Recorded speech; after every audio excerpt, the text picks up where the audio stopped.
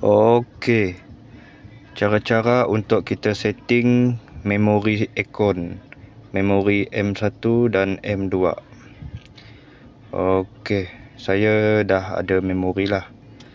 Saya letak memori 2, satu dengan aircon 1, kipas 1 untuk malam ataupun awal pagi lah biasanya.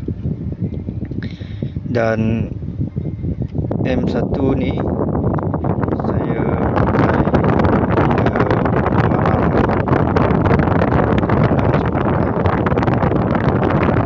pakai cara-cara untuk setting dia.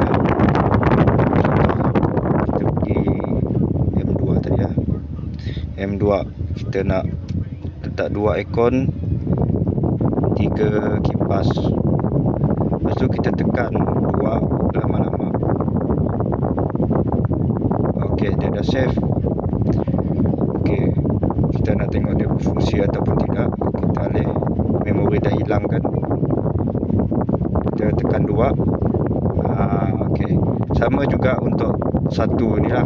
Untuk satu ni kita dah setting kan, kita dah setting, kita dah setting, baru kita tekan 1 lama-lama. Lepas tu dia akan keluar bling-bling. Tanda dia dah save kan. Alright. Saya tunjukkan sekali lagi lah. Saya pakai yang mula-mula saya adjust tadi. Okey, tak ada. Saya tekan lama-lama untuk ni. Ada 2 kali blink. Okey, semoga bermanfaat.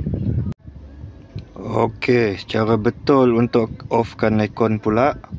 Kalau dia tinggi kan, contoh dia tinggi macam ni kan, kita alihkan kepada yang paling bawah dulu. Lepas tu kita padamkan AC, padamkan kipas. Macam tu dia.